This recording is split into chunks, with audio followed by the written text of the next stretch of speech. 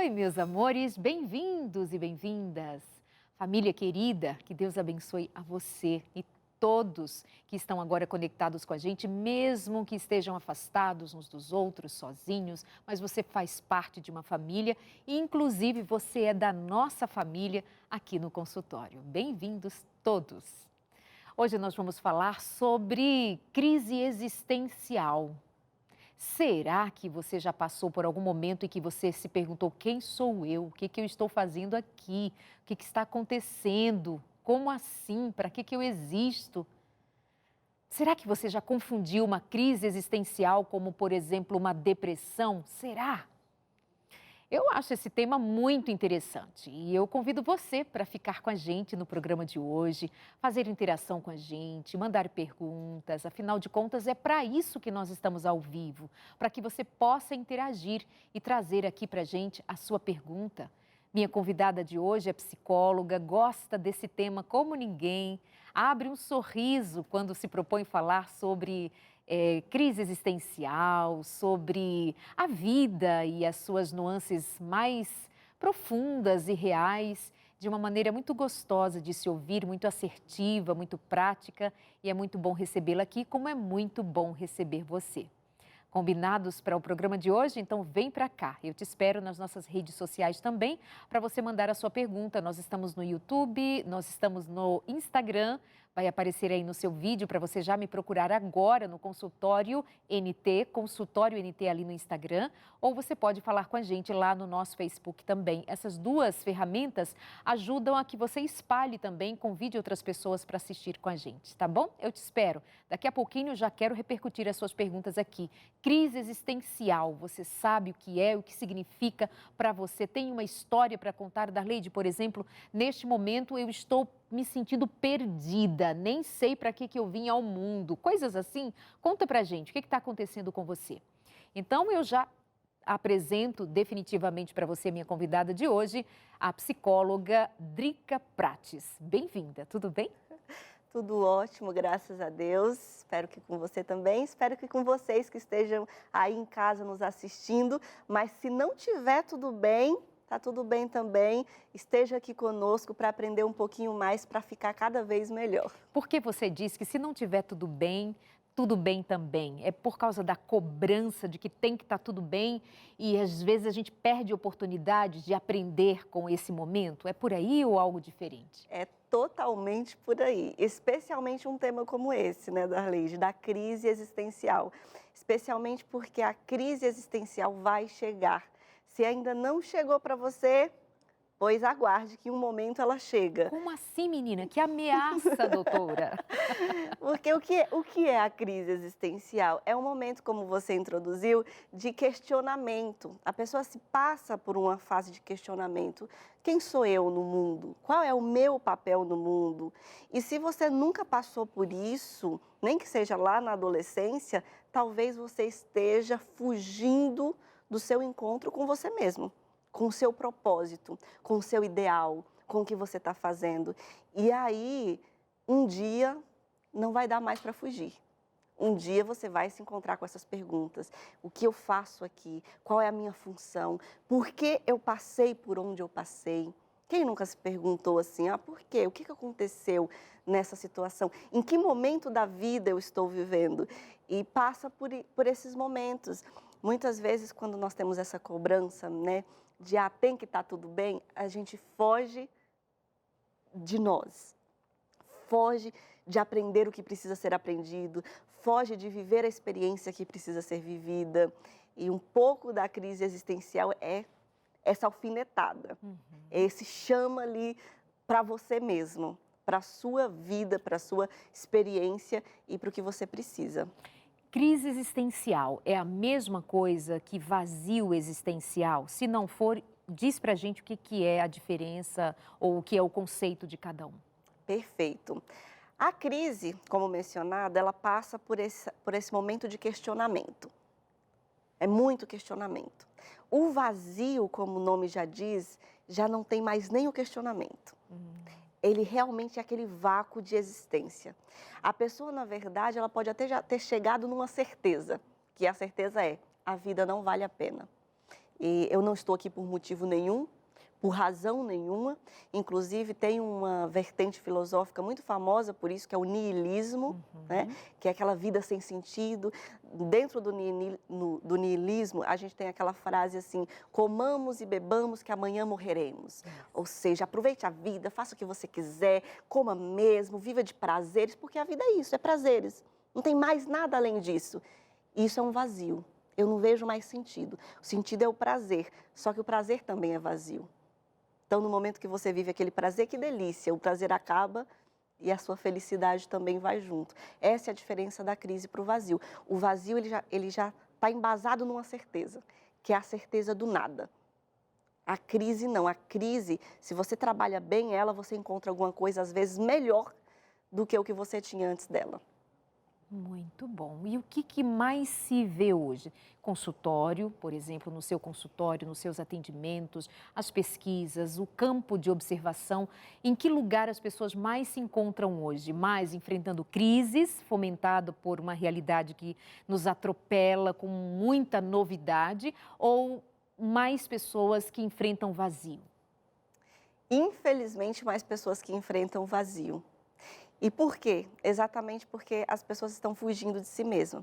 Então, se você sente angustiada, que eu estou com angústia dentro de mim, eu pego aqui meu celularzinho, abro um Instagram da vida, pego um videozinho ali, vou ver umas besteiras e eu fujo de mim. Eu fujo do encontro comigo mesmo, para não sofrer. As pessoas não querem sofrer. Só que nisso que elas não sofrem, elas passam o amadurecimento e já vão logo para o apodrecer, que é o vazio. Para não pensar em si mesmo, para não lidar com a própria vida e com os próprios sofrimentos, elas acabam se encontrando nesse espaço de vazio.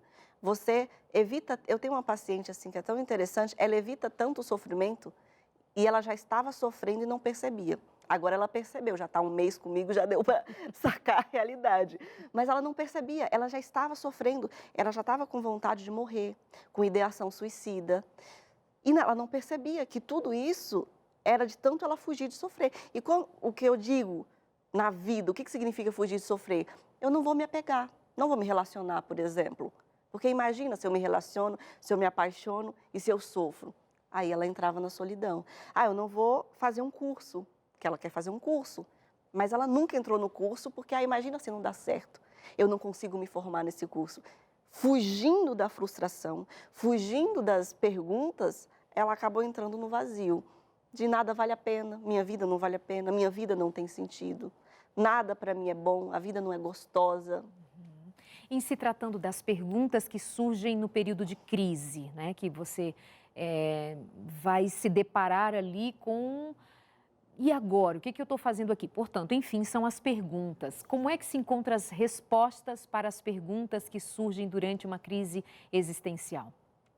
Vamos começar identificando as perguntas. Ótimo. E se eu te disser que a maioria das pessoas não sabem nem o que elas estão perguntando? Imagina. Muitas vezes ela não vai nem encontrar resposta, porque ela não sabe nem que tipo de resposta ela está procurando.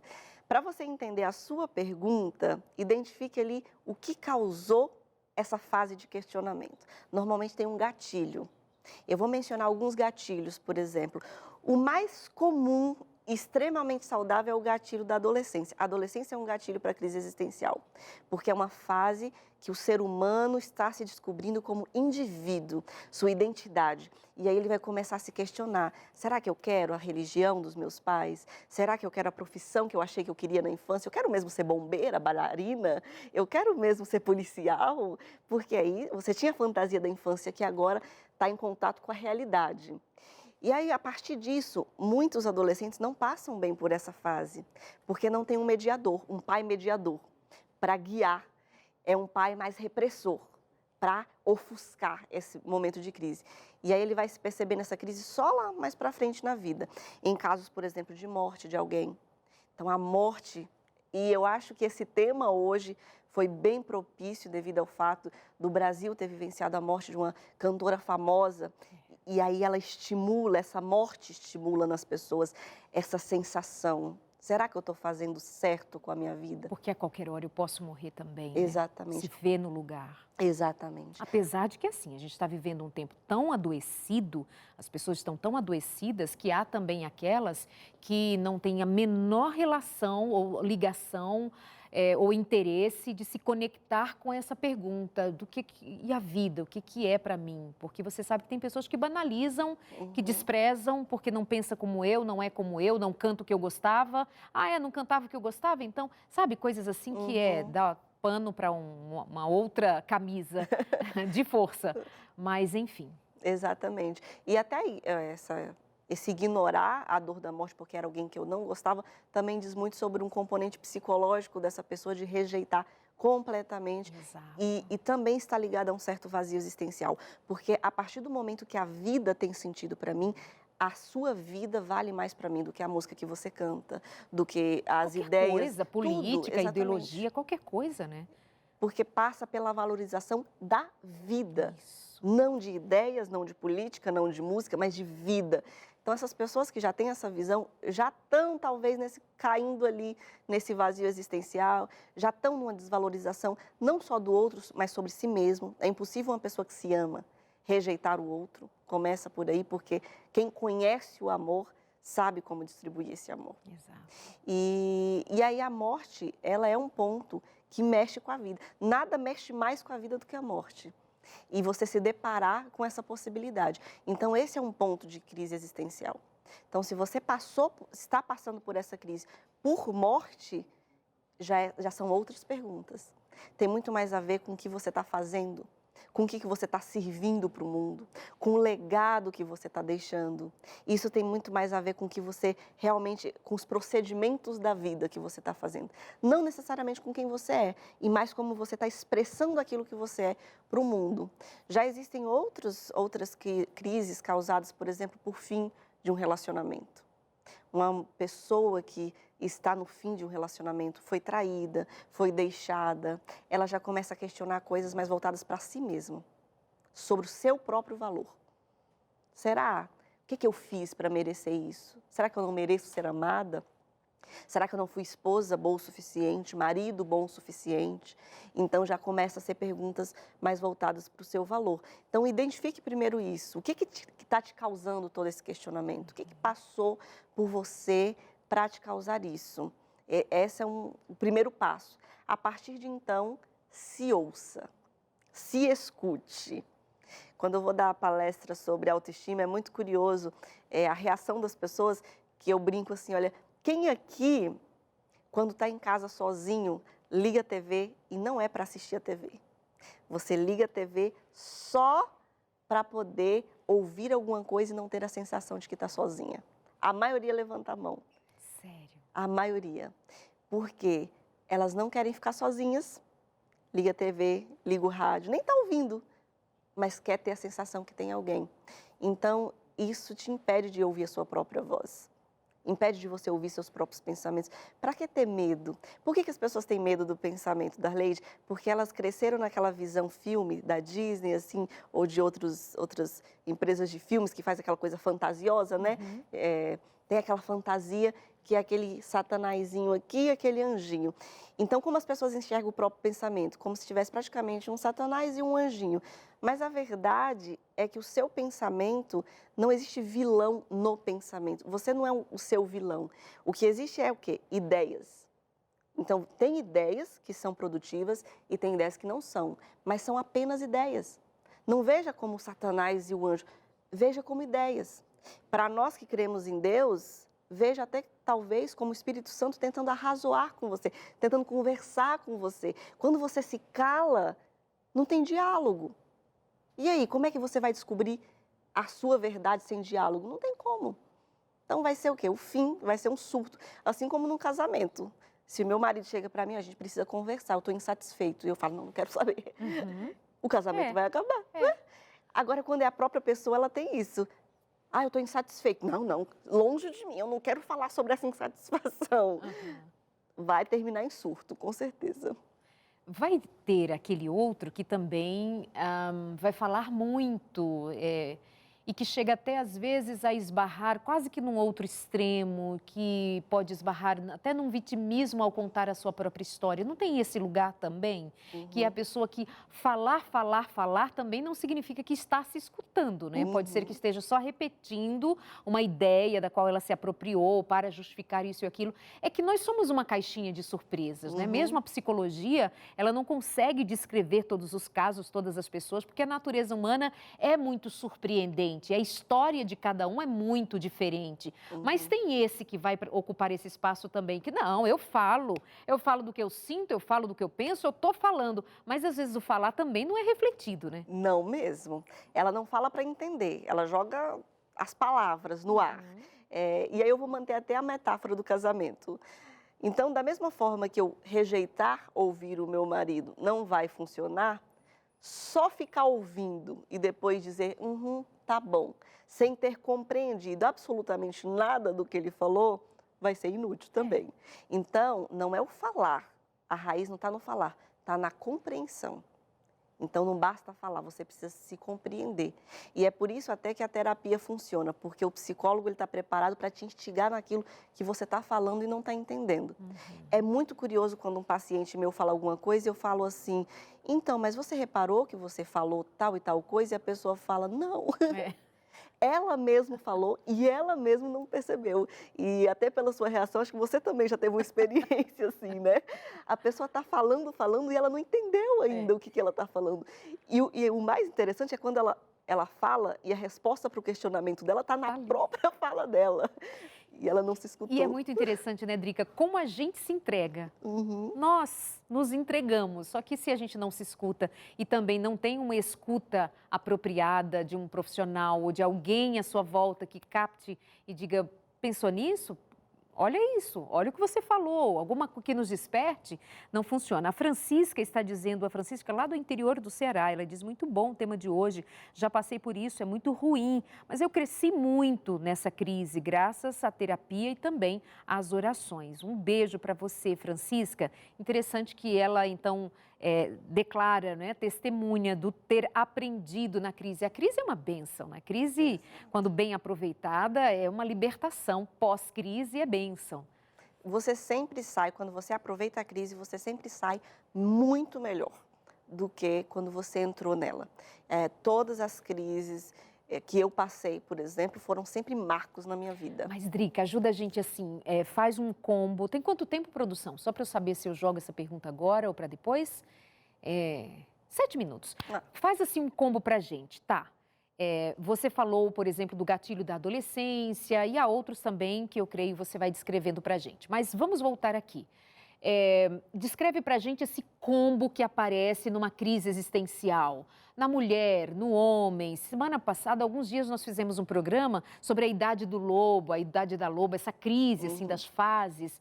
Porque o meu interesse, e o seu também, é que quem está ali do outro lado possa identificar nela mesma. Por exemplo, ela está agora angustiada, ela está insatisfeita com o trabalho, também com o casamento, a maternidade, ela acha que está horrível, ou que está solteira, o curso que está fazendo, ela está se vendo sem sentido, muita coisa. Você sabe que isso causa aflição. Então, faz a gente entender ainda melhor como é que essa crise surge, se tem idade, se tem mais na mulher ou mais no homem.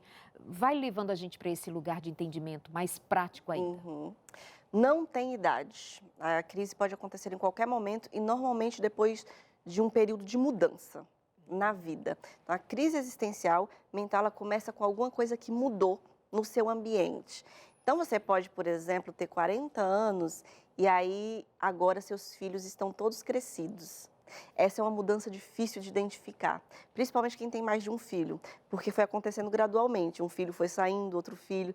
E aí a coisa a mãe só vai sentindo aquele aperto, alguma coisa está mudando. Aí o filho se muda e ela não consegue identificar que foi a saída dele. Parece coincidência, mas não é. É porque muitas vezes, e por isso também acontece muito em mulheres, essa coisa porque mulheres são muito devotas. A cultura e a forma, mesmo que nós fomos criadas, para nós que acreditamos na criação, né, tem esse componente de cuidado. E quem cuida tende a ter crise existencial quando não tem mais do que cuidar. Olha só. E eu já recebi, inclusive, várias pacientes nesse ponto. Porque, assim, a minha mãe, por exemplo, a gente começou a perceber necessidade de uma terapia, de um tratamento, depois que os filhos não precisavam mais dela. Porque ela passou uma vida toda, eu nunca vou me esquecer do dia que perguntaram à minha mãe assim, qual era o sonho dela? Era me ver casada e formada. Hoje eu estou casada e formada, trabalhando. E agora? Qual é o sonho dela? E agora? Para que ela vive? Os filhos estão todos bem, estão todos estabilizados, e agora? Então, a crise existencial vem depois desse e agora? Perdi o emprego. E agora? Morreu alguém que eu amo. E agora? Então, pensa aí no seu e agora. Ótimo. Isso você consegue identificar a sua crise. E verbalize. Se você não tem alguém de confiança, pega o seu caderninho, compra um caderninho ali na papelaria e comece a escrever. Primeiro, identifique o seu e agora. Quando foi que você percebeu assim, e agora? Algo mudou na minha vida. Às vezes é coisa pouca, às vezes é assim, engordei 10 quilos. E agora? Não me identifico mais. Não me identifico no meu corpo, não estou mais satisfeita comigo, e aí começa crise de autoestima, começa outros pensamentos. Então, sempre tem um e agora. E escreva sobre isso. Suas dúvidas, que dúvida que você está tendo sobre você? Sobre quem você é, sobre a sua vida, sobre o seu propósito. Depois que você organizar essas dúvidas, agora vai responder. Responda. Outra curiosidade de paciente é essa. Os pacientes se perguntam muito as coisas e eles não se dão as respostas. Aí eles chegam para mim assim, Drica, o que eu faço em tal e tal ocasião? Eu já me perguntei tantas vezes, eu falo, e qual é a resposta? Você já se perguntou? Se responda então. E aí, quando a pessoa se propõe a se responder, ela vê que ela sempre teve a resposta. Só nunca se propôs a se responder. Apenas se pergunta e nunca parte para o momento em que a resposta vem. Então, parta. Pegue as suas perguntas e parta para a resposta. Muito bom. Gostei disso ser ainda mais prático, né? E agora? Eu lembrei, inclusive, agora que o meu marido tem um livro, o título deste primeiro livro dele, segundo livro dele. Não, primeiro. E agora? A pergunta da sua vida. Olha só, a pergunta da sua vida. Vamos ver aqui alguns comentários. Boa noite, excelente assunto. Gostaria de sugestões de livros que falem sobre este assunto, comportamento, padrão rígido, flexível. Você vai lembrar agora de alguma dica de leitura? Eu tenho um de cabeça que pode ajudar, se chama A Mente Vencendo o Humor. É de uma psicóloga, ele é excelente, ele não é um livro de autoajuda, ele é um livro de autoterapia, porque cada capítulo você tem testes para você fazer, você responde esses testes, tem um site que você pega as suas respostas dos seus testes, você consegue se automonitorar, tem tabelinha de humor para você ir anotando e monitorar seu humor, é perfeito. Então, é um livro muito bom para quem quer se conhecer, A Mente Vencendo o Humor. Você diz uma autoterapia, mas isso não substitui uma terapia propriamente dito, mas é uma boa ajuda, né? Para quem está buscando autoconhecimento. Isso, exatamente. Nada vai substituir uma terapia com um psicólogo que você vai lá semanalmente. Nada, em termos terapêuticos, para a saúde mental não existe nada que se equipare. Mas a gente sempre produz, a psicologia por si produz para alcançar aquelas pessoas que, infelizmente, por mais que elas queiram, não têm acesso a um psicólogo. Então, quem pode pagar por um psicólogo, quem tem acesso, mesmo que de outras formas, vá. Quem não tem, aí tem essa opção desse material. Perfeitamente. Lembrando, né, que justamente sabemos que acesso até mesmo a um médico, a um clínico, não é fácil em determinados lugares, para determinadas pessoas. A gente sabe a qualidade do atendimento, a saúde no Brasil, enfim.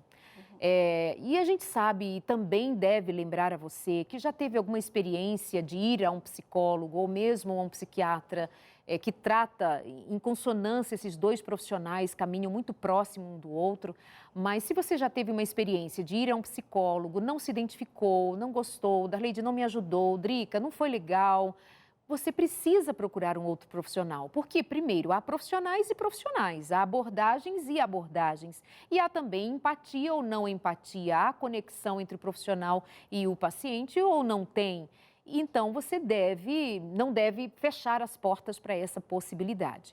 E não tendo essa ferramenta agora, ou esse profissional, ou esse caminho neste momento para você, aí na sua vivência, na sua cidade, Darleide, não tem. Você sabe que há lugares que não tem mesmo, com facilidade. Apesar de hoje estar muito mais fácil por conta do atendimento online. Drica, por exemplo, tem atendido presencialmente e online. Todos os profissionais praticamente aderiram a isto por conta da pandemia, que tem sido facilmente acessível para muitas pessoas. E também vale dizer que essa busca de conhecimento precisa ser sua também, antes de você considerar que o que vai resolver é o profissional, é o psiquiatra ou psicólogo, quem quer que seja. Você precisa se comprometer com o seu bem-estar e passa por essa busca do autoconhecimento. Deixa eu entender como é que funciona a mente humana, como é que eu funciono. Deixa eu pensar na minha história, na minha família, no meu quadro. Deixa eu me conhecer, deixa eu ver quem eu sou. Então, os livros, materiais que são disponibilizados para você, às vezes na internet mesmo, com profissionalismo, vai te ajudar muito nesse caminho, né, Drica? Concorda comigo? Plenamente. Então, muito obrigada. Então, quero aproveitar para indicar para você um curso de saúde mental, de forma prática, digamos assim. Digamos assim, não, é a verdade, né? Você vai receber em casa esse material escrito que eu tenho aqui em mãos, é uma revista com muito assunto de saúde emocional. Depressão, ansiedade, crise existencial também. Material feito pela doutora Rosana Alves, que é neurocientista, psicóloga, enfim, PhD em neurociência. E além de você ter esse material em mãos aí na sua casa de presente, você vai poder acessar as videoaulas. Então, é um pacote de conhecimento para você acessar e ter esse conteúdo junto de você para que haja mudanças. Quando a gente tem acesso ao conhecimento, o conhecimento nos acessa interiormente e provoca mudanças, ok? Então, vamos lá. Sentimentos, a ciência do existir. Pode tomar sua aguinha, pode tossir. Isso acontece ao vivo até comigo. Vou fazer assim, vou para o intervalo e aí, enquanto isso, salva aí o nosso número e pede a sua revista Entre Sentimentos, a Ciência do Existir. Até já.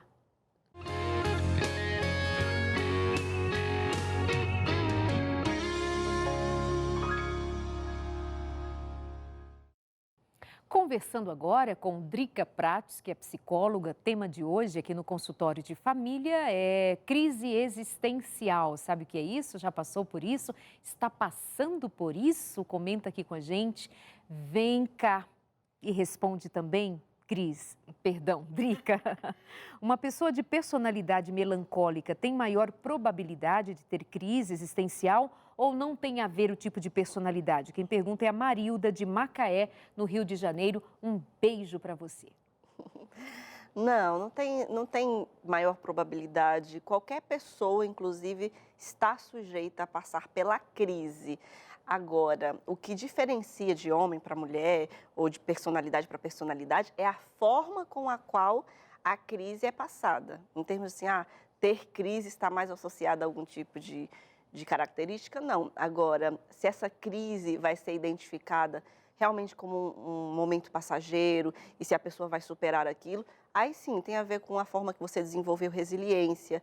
Por uma questão de cultura, quem tem a personalidade melancólica acaba sempre confundindo as suas próprias características, como tristeza, com depressão, e às vezes pode se confundir também uma crise existencial como uma depressão, como um momento ainda mais grave do que seria, e aí pode se tornar mais difícil passar.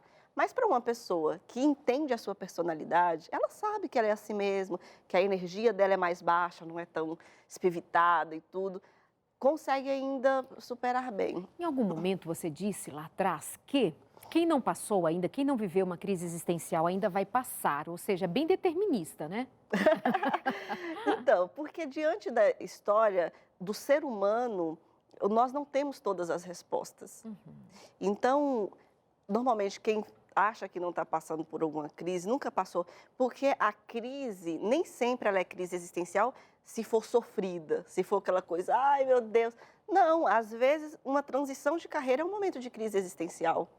você se depara com aquela carreira, é porque nós pensamos assim, crise existencial, então vai ser aquele sofrimento, Drama. aquele drama. Não, agora o momento que eu estou aqui, não me identifico mais na minha carreira. Será que eu devia estar aqui? Esse é o momento. É um tipo de crise existencial. Será que eu deveria estar nessa carreira? Será que eu não deveria encerrar esse curso de faculdade? Pode não ser um drama para a pessoa. Por quê? Porque ela desenvolveu resiliência, ela sabe que ela tem um grupo de apoio. Então, ela sabe que se ela chegar e falar assim, gente, eu percebi que essa faculdade, esse curso não é para mim. Eu achei que era uma coisa e não era. E ela vai conseguir passar. Só que quem não tem essa resiliência prévia vai transformar isso num drama. Meu Deus, e agora? Meus pais vão me matar. E aí ela entra num processo dramático. Então, talvez esse processo dramático não é todo mundo que vai passar, mas uma fase na vida na qual você se questiona. Agora, por exemplo, com a morte da cantora, quem não parou e pensou, será que eu estou fazendo a minha vida tudo ok? Teve gente que não, que está totalmente seguro de que está tudo bem com a vida, que realmente está seguindo no caminho certo. Porém, teve pessoas que se questionaram do seu trabalho, se questionaram do seu relacionamento. Isso é uma crise existencial. É quando você se depara diante da sua existência e questiona essa existência, algo dessa existência. Se está onde deveria estar, se está encaixado onde deveria estar. A própria pandemia, né, que a proporção da pandemia, mundo, enfim, o que foi e está sendo isso tudo, se não provocou em nós nada, nenhuma direção para repensar, para remodelar, para se reorganizar, a gente está perdendo uma grande chance, né, de pensar o que faz sentido para mim aqui e agora. Bom, quais são os direcionamentos ou o direcionamento dado nesse momento? Como é que se aproveita melhor a crise? Primeiro, compreendendo que você está passando por um momento que não é para ser dramático, ele é para ser realmente aproveitado. Quando nós encaramos que na vida o sofrimento e a incerteza é tão real quanto a felicidade e a certeza, quando nós encaramos que essas duas coisas fazem igualmente parte da vida, de forma inclusive saudável, quem é mãe vai entender muito bem, porque eu vi um meme, uma piadinha na internet que era assim, ouvir gritos de criança é uma coisa muito misteriosa, porque você não sabe se aquela criança está sendo maltratada ou se ela só foi impedida de tomar 1 litro de desinfetante. Então, é o quê? Um grande sofrimento, aquela frustração para a criança, extremamente saudável, extremamente necessário. Ela vai chorar como se estivesse sendo maltratada, mas você sabe que ela não podia tomar aquele desinfetante. Eu contava uma historinha para minha sobrinha nesse último domingo, e eu contava uma historinha que a incluía como personagem. Então, era uma garotinha e fui desenvolvendo ali uma historinha com ela. E ela disse, essa é a minha história. E aí, em algum momento, e quando era bebê, e eu contava, e eu disse assim, ela ainda não tinha os seus dentinhos. Aí ela, bebê tem dentinho sim, eu vou falar para minha mãe. Quer dizer, a gente pode, para criança, que drama, né? Bebê não tem dente.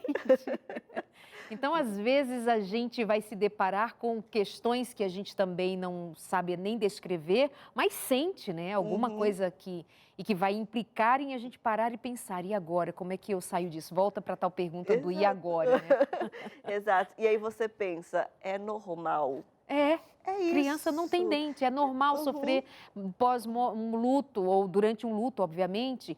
É normal sofrer o fim de um relacionamento, tem a sua normalidade o sofrimento. Mas você falou sobre resiliência, como é que se desenvolve ou como é que a gente melhora, como é que a gente reforça resiliência? Vamos lá. Fatores importantes da resiliência. Vamos começar por fatores que não são tão falados, porque normalmente nós falamos ali, você tem que acreditar, você tem que ter mais fé, você tem que... Mas nem sempre é fácil. Então, pense no seu entorno. Um fator muito importante para a resiliência é ter grupo de apoio. Isso é muito importante. E muitas pessoas ignoram isso. É você ter alguém que você pode confiar. É você ter um grupinho que você sabe que vai estar ali para te dar um suporte, para te estender a mão. É muito mais fácil ser resiliente quando você tem essa pessoa.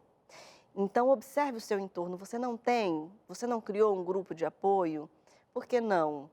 Você está estreitando seus relacionamentos, está ligando para as pessoas que você ama.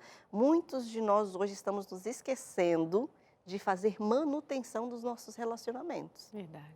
As pessoas, eu fico assim, impressionada, impactada. Eu vejo o comportamento das pessoas no que elas postam ali na internet. O tanto de postagem do tipo assim, depois que você vira adulto você não tem mais amigos, Jesus tinha 12 discípulos, eu não tenho nenhum amigo, a pessoa não tem, se considera uma pessoa sem amigos, porque não está tirando tempo para construir amizades. Então, um fator importante para a resiliência, construa amizades. Esteja com as pessoas, se interesse por elas, elas vão se interessar por você. Isso vai ser um fator muito importante para a resiliência. Você falou sobre se eu concordava ou não com a leitura de materiais, né, do curso, da revista. Isso é extremamente importante. Você alimenta a sua mente, assim como você alimenta o seu corpo. Quando você está comendo algo, aquilo está te nutrindo de alguma forma ou não. Ou está trazendo algum prejuízo. Depende do que você come, da hora que você come. Então, a sua mente funciona da mesma forma.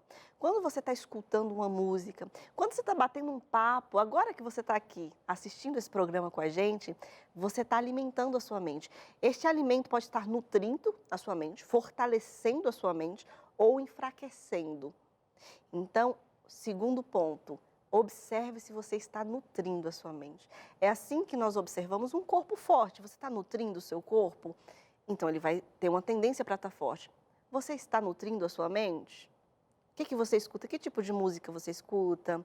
O tempo que você passa assistindo algum programa, que programa é? Que conteúdo esse programa traz? E em relação à leitura, né, Drica, existe inclusive a biblioterapia, ou seja, a seleção de leituras, de livros,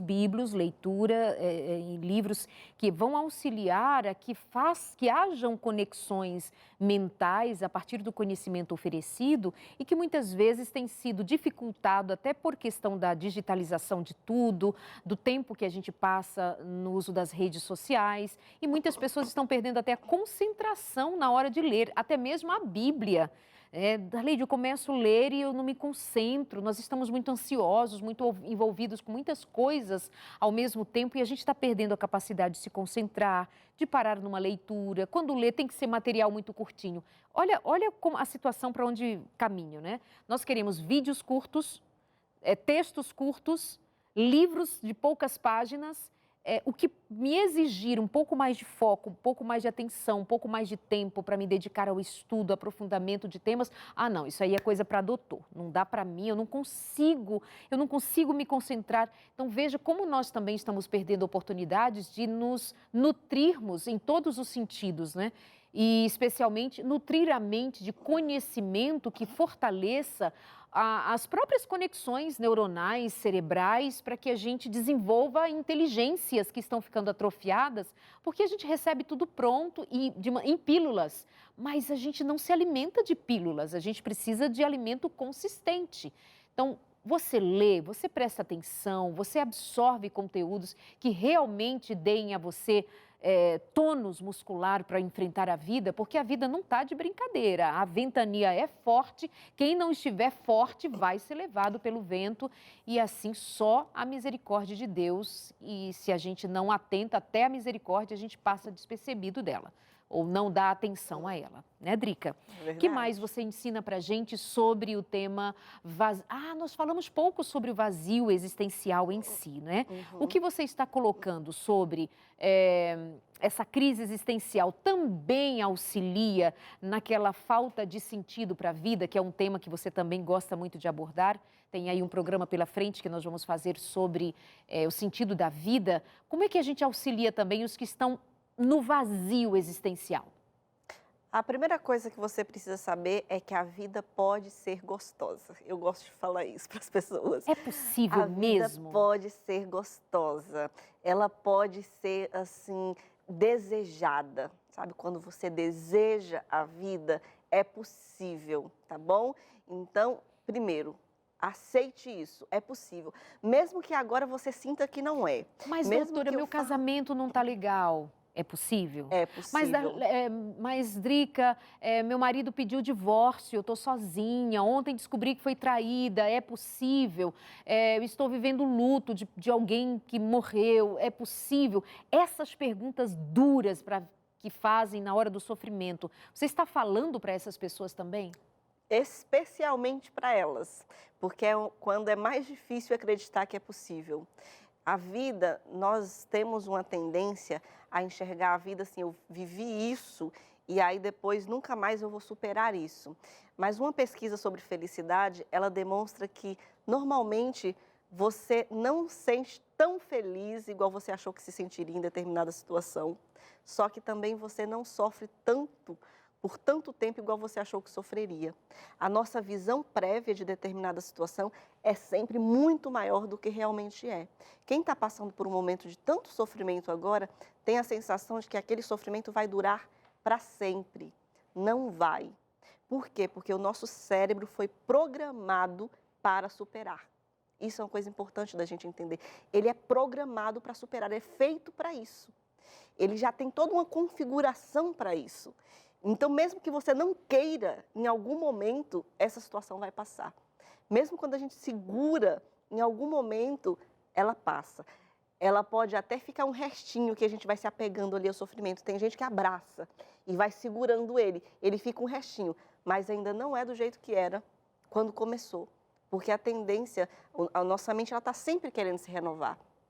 Tem até um exemplo que a gente usa sobre isso, dessa área de renovação, assim, na psicologia, a gente fala muito dessa história. Foi uma pesquisa que um dos psicólogos fez de colocar uma batata e ele viu que tinha uma frechinha, era um lugar escuro, uma frechinha de luz entrava naquela batata ali. Incidia sobre a batata, a luz. E não necessariamente sobre a batata, mas ali No perto, ambiente. no ambiente. Uhum.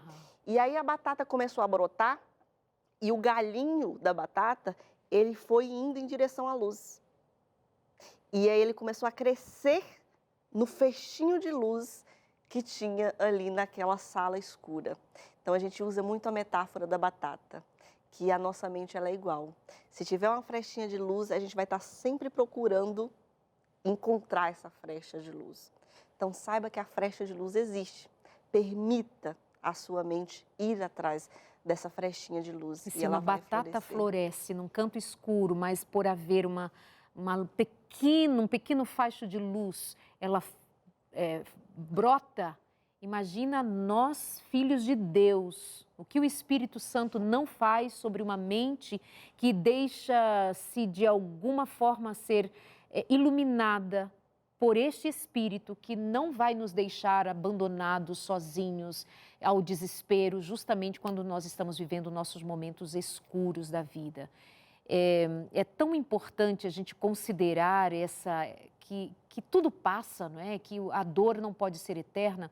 No entanto, também a gente deve lembrar que esse abraço que você dá, que muitas pessoas ficam ali agarrando ainda a sua dor, me fez lembrar de uma mãe que eu visitei, depois de ela ter perdido um filho que tinha 7 anos e o menino morreu num acidente com fogo e depois de algum tempo ele não resistiu aos ferimentos e morreu.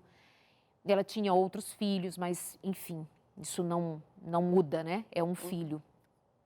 Mas ela continuava dando conta daqueles outros filhos, mas ela disse para mim, depois de bastante tempo que ela já havia perdido aquele menino, ela dizia, mas eu não posso me esquecer do meu filho. Uhum. Seria uma desonra à memória dele. Pela memória dele eu sofro. Ou seja, se eu me permitir não sofrer, como eu sofro, eu faço questão de sofrer, porque é como se o meu filho estivesse sendo desonrado e caindo no esquecimento se eu parar de sofrer. O que é esse quadro, né? Esse apego à dor, Drica? Como é que se descreve isso?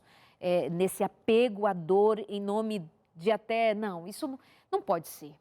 Não é possível que eu vou ficar sem essa dor, não é possível. Vai desonrar até a morte do meu filho, sabendo ela que a morte é a morte, que só haverá a vida devolvida àquele corpo quando Jesus Cristo voltar. Nós cremos que quando morremos, nós ficamos no pó da terra, nós voltamos ao pó da terra.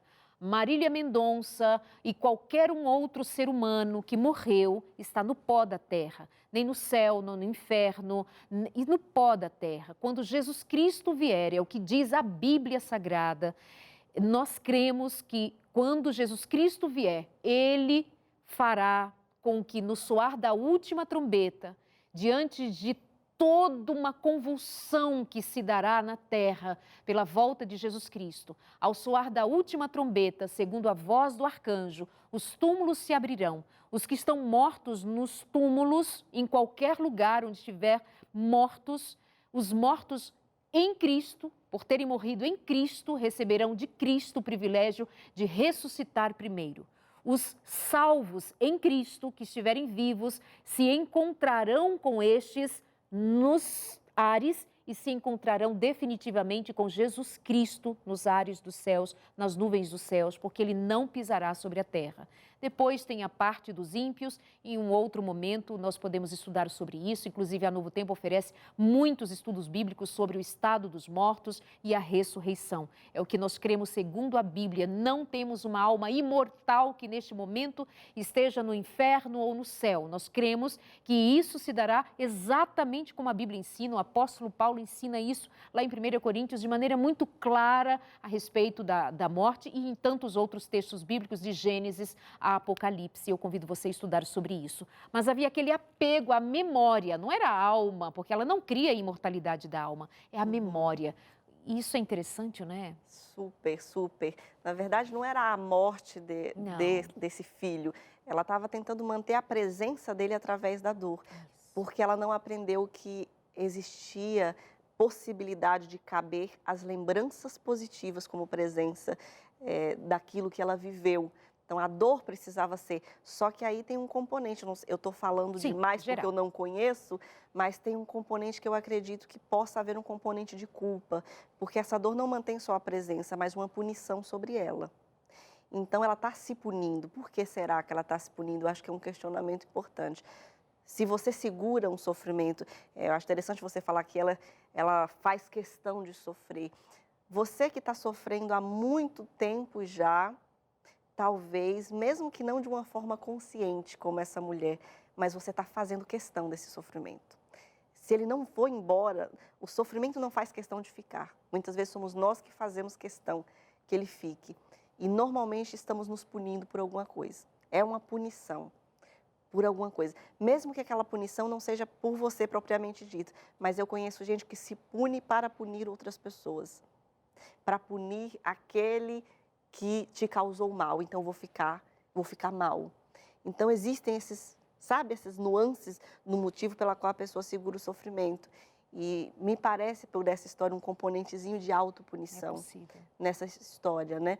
Então, verifique também, você que está em casa, há anos eu sofro com isso, mas o quê? Será que você não merece passar esse sofrimento? Talvez a pessoa sinta que não mereça. Ela não merece uma vida melhor devido àquilo que ela sofreu. Vou retomar a pergunta que eu te fiz, porque eu acabei também te conduzindo a falar a respeito dessa questão agora por último, mas ajuda nós a pensarmos sobre como é que a gente encontra sentido para a vida quando em face de uma crise existencial, ou até mesmo do vazio. Dá para conciliar, assim, de como é que eu encontro sentido, como é que eu refaço, como é que eu caminho por aí? Você vai começar fazendo como a batata. Você vai começar a procurar os fechinhos de luz. Porque quando nós estamos num momento de crise, especialmente o vazio, a crise depende da sua experiência prévia, você já está buscando a luz. Mas no vazio, normalmente, a pessoa já acha que não existe luz, então ela não está nem buscando. Se você não está buscando, não vai encontrar. Então, busque, vá em direção a esse frechinho de luz. O que é o frechinho de luz? O que tem na sua vida que você pode se apegar agora? O quê? Pensa algo na sua vida.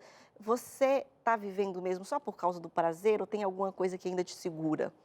Que ainda te mantém aqui? O que é? Você tem um sonho que está guardado há anos? Tem alguma coisinha aí na sua vida que você não está tá esperando para experimentar essa coisinha? busque a sua luz e vá em direção a essa luz. Eu, particularmente, a minha luz é Jesus Cristo. Ele é meu fechinho de luz. Independente do que aconteça comigo, tá bom ou tá ruim, eu penso, eu estou indo em direção a esse Jesus Cristo. É Ele que me mantém. Qual é o seu frechinho de luz? Aquele que você sabe que tem uma direção a qual ir. Até conversando aqui antes, né? A gente conversando até sobre uma paciente com dificuldades e tudo, para essa vontade de viver, que muitas vezes para o paciente a terapia é o fechinho de luz. Ele não quer mais viver, mas ele tem aquele compromisso toda semana. E ele fala assim, ok, eu não quero viver, mas eu vou esperar até a terapia. E aí, na terapia, ele renova outros motivos pelos quais viver e vai ficando, até chegar um dia que ele é curado, em que ele se fortalece dessas outras coisas, dessas fontes de vida que ele tem. Então, se apegue a uma. Dessa uma, ela vai surgindo outras. É um filho, é alguém. Vai encontrando no seu entorno esses outros motivos. Eu não tenho compromisso, faça um compromisso. Isso é uma ótima estratégia. Faça um compromisso com alguém. Sabe que eu acho importante isso que você fala sobre fazer o compromisso com alguém? É o exercício de sair um pouco de si também em direção ao outro, né? Uhum. Claro, hoje é preciso e a gente fala bastante sobre autoestima, valor próprio, amor próprio. Isso tem o seu lugar, porque gente que não tem mesmo, tem gente que não tem, está zerado e a gente precisa dizer, ei, você existe, você tem valor. Mas também há um reforço muito grande a ser autocentrado, sermos autocentrados. Nós nos importamos demais, a gente também chega nesse ponto de, ao contrário de quem não dá a menor atenção de se escutar, de se entender, de buscar ajuda, tem aquele outro também que, sabe, ele senta sobre o problema, ele faz questão de aquele problema permanecer. E isso também é adoecedor, é autocentrado, só penso no meu problema. Vai em direção ao outro, estende a mão para fazer uma caridade para alguém, se importa com alguém, fala a respeito da necessidade de alguém além da sua. Quando encontrar uma pessoa que conte-lhe um problema, não precisa você contar o seu, escuta o outro. Porque aí você encontra alguém, estou muito triste, porque aconteceu meu trabalho, menino, o meu também. No meu, eu estou destruída. Calma, escuta primeiro a dor do outro e diz assim, não, hoje eu não vou falar da minha, hoje eu vou escutar a dor dela, vou escutar a dor dele, vou me importar, eu vou cuidar, vou ajudar. Você precisa de ajuda? Onde for, onde você estiver. Porque, gente, pensa comigo, tá demais. Parece que o mundo parou. Me lembro de uma criança que recentemente ela diz assim, a amiga fala assim, que estava cuidando daquela criança, diz assim, sua mãe é uma artista, né? Sua mãe é uma artista. Aí a filhinha, uma criança, 5 anos de idade, olha para a cuidadora e diz assim, não, ela não é uma artista, ela só costura. Eu sou artista, porque eu pinto e desenho. O conceito dela de ser artista. Mas eu vejo no diálogo daquela criança também o que nós muitas vezes fazemos. Não, outro não é, eu que sou. Não, outro não, eu é que sou o máximo. E aí Paulo vai dizer assim, ninguém pense de si além do que o que realmente é, né? E pense dos outros com mais respeito do que a gente pensa. Eu acho que é um remedinho também para a gente curar o egoísmo, né? Voltou a tossir, né, minha amiga? Estou achando que eu vou ficar aqui falando até o fim, que ela voltou a tossir. Mas a gente vai terminando e o que você consegue falar? Consigo. Mas é exatamente isso, o serviço, o amor ao próximo e o amor, ele precisa ser expresso, existe essa necessidade. Se a gente for olhar o desenvolvimento infantil, com 2 anos, Darleide, já é possível notar empatia na criança. Eu não sei se você que está em casa, que tem criança, já viu. Do nada, ninguém pediu, tem um adulto pegando uma caixa pesada, aquela coisinha mais fofinha, criança, naquele entendimento dela que a pessoa está com dificuldade, ela vai lá querer ajudar. Você já viu uma cena assim? Com certeza. Com 2 anos, ninguém ensinou. Não foi dito para essa criança. A ajuda não foi pedida. Estava nela, sabe? É desenvolvido no ser humano esse desejo de servir, de ajudar. E às vezes a gente cresce e esquece e deixa para trás. Deixa para trás isso que é tão natural nosso, o nosso desejo de servir.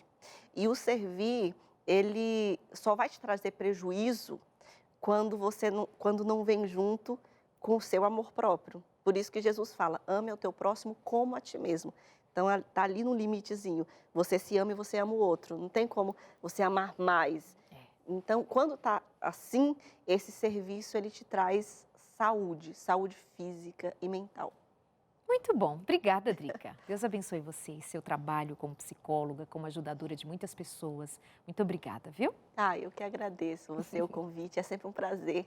E Obrigada. agradeço quem estava nos ouvindo estar aqui também. Muito obrigada. Um abraço, meus amados. Muito obrigada pela companhia também. Pensem, repensem sobre a vida. Tornem-se cada vez mais disponíveis para serem úteis na vida. Ajudem outras pessoas. Pensem em outras pessoas. O amor também exige se esquecer um pouquinho de si. Sabe, Dricas, quando Jesus diz assim para que nós amemos os outros como nós os amamos, também nos faz pensar sobre como nós nos amamos tanto que nos esquecemos do outro. Vamos equiparar para isso preencher nosso vazio e responder nossas crises existenciais. Um abraço, até a semana que vem. Pense nisso, que Deus te abençoe.